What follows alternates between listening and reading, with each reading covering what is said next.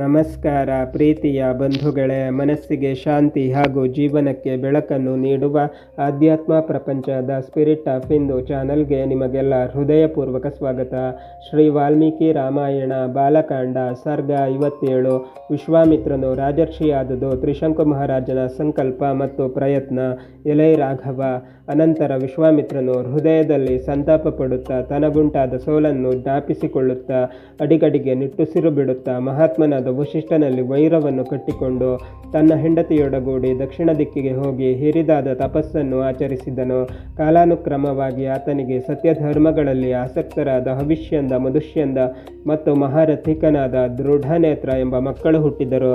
1,000 ವರ್ಷಗಳು ಪೂರ್ತಿಯಾದ ಮೇಲೆ ಲೋಕಕರ್ತನಾದ ಬ್ರಹ್ಮನು ತಪೋಧನನಾದ ವಿಶ್ವಾಮಿತ್ರನನ್ನು ಮಾತನಾಡಿಸುತ್ತಾ, ಎಲೈ ಕೌಶಿಕ ಪುತ್ರನೇ, ನಿನ್ನ ತಪಸ್ಸಿನಿಂದ ನೀನು ರಾಜರ್ಷಿಗಳಿಗೆ ದೊರಕತಕ್ಕ ಲೋಕಗಳನ್ನು ಗೆದ್ದಿರುತ್ತೀಯ.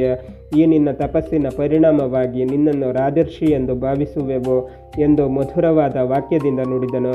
ಕೂಡಲೇ ಲೋಕನಾಥನಾದ ಬ್ರಹ್ಮನು ದೇವತೆಗಳೊಡನೆ ಸ್ವರ್ಗಲೋಕಕ್ಕೆ ಹೋಗಿ ಅಲ್ಲಿಂದ ಬ್ರಹ್ಮಲೋಕಕ್ಕೆ ಹೊರಟು ಹೋದನು. ವಿಶ್ವಾಮಿತ್ರನು ಅದನ್ನು ಕೇಳಿ ಲಜ್ಜೆಯಿಂದ ಸ್ವಲ್ಪ ತಲೆ ತಗ್ಗಿಸಿ ಬಹಳವಾದ ದುಃಖದಿಂದಲೂ ಕೋಪದಿಂದಲೂ ಇಂತೆಂದನು, ಮಹತ್ತಾದ ತಪಸ್ಸನ್ನು ಆಚರಿಸಿದೆನು. ಆದರೆ ದೇವತೆಗಳು, ಋಷಿಗಣಗಳು ನನಗೆ ರಾಜರ್ಷಿ ಎಂಬ ಹೆಸರನ್ನು ಕೊಟ್ಟರು. ನಾನು ಮಾಡಿದ ತಪಸ್ಸಿಗೆ ತಕ್ಕ ಫಲವು ದೊರಕಿತೆಂಬುದಾಗಿ ನಾನು ಒಪ್ಪುವುದಿಲ್ಲ.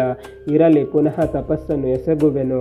ಹೀಗೆಂದು ನಿಶ್ಚಯಿಸಿ ಬಹಳವಾದ ಕೋಪದಿಂದ ಕೂಡಿ 3 ಲೋಕಗಳಿಗೂ ತಪೋಜ್ವಾಲೆಯು ತೊಟ್ಟುವಂತೆ ಜಿತೇಂದ್ರಿಯನಾಗಿ ಶ್ರೇಷ್ಠವಾದ ತಪಸ್ಸನ್ನು ಆಚರಿಸಲು ತೊಡಗಿದನು. ಆ ಸಮಯದಲ್ಲಿ ಇಕ್ಷ್ವಾಕು ವಂಶದಲ್ಲಿ ಸತ್ಯವಂತನು ಜಿತೇಂದ್ರಿಯನು ಆದ ತ್ರಿಶಂಕುವೆಂಬ ಮಹಾರಾಜನು ಪ್ರಖ್ಯಾತನಾಗಿ ಆಳುತ್ತಿದ್ದನು.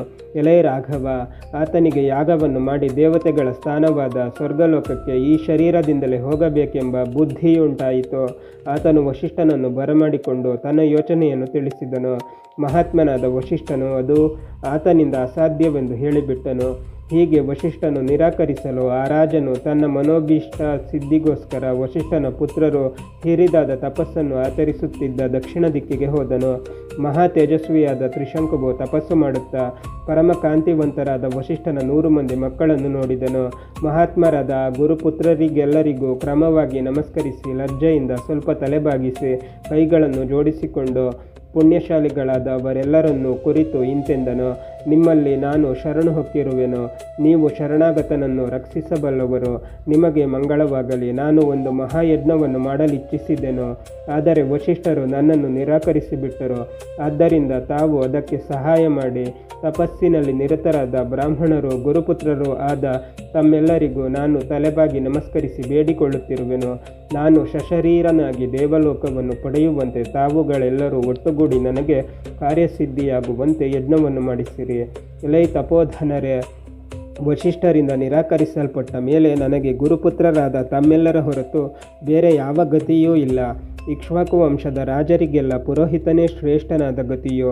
ವಿದ್ವಾಂಸನಾದ ಪುರೋಹಿತನು ರಾಜರನ್ನು ಸದಾ ಕಾಲದಲ್ಲಿಯೂ ಉದ್ಧಾರ ಮಾಡುವನು. ವಸಿಷ್ಠರನ್ನು ಬಿಟ್ಟ ಬಳಿಕ ನೀವೆಲ್ಲರೂ ನನ್ನ ದೈವವು. ಬಂಧುಗಳೇ, ಶ್ರೀ ವಾಲ್ಮೀಕಿ ರಾಮಾಯಣ ಮುಂದುವರಿಯುತ್ತದೆ. ಅಲ್ಲಿಯ ತನಕ ನಮ್ಮ ಚಾನಲನ್ನು ನೋಡ್ತಾ ಇರಿ. ಎಲ್ಲ ವಿಡಿಯೋಗಳನ್ನು ನೋಡಿ ಶೇರ್ ಮಾಡಿ, ಲೈಕ್ ಮಾಡಿ, ಕಮೆಂಟ್ ಮಾಡಿ. ಹಾಗೆ ನಮ್ಮ ಚಾನಲನ್ನು ಮರೆಯದೆ ಸಬ್ಸ್ಕ್ರೈಬ್ ಮಾಡಿ. ಹಾಗೆ ಗಂಟೆ ಸದ್ದನ್ನು ಒತ್ತಿ.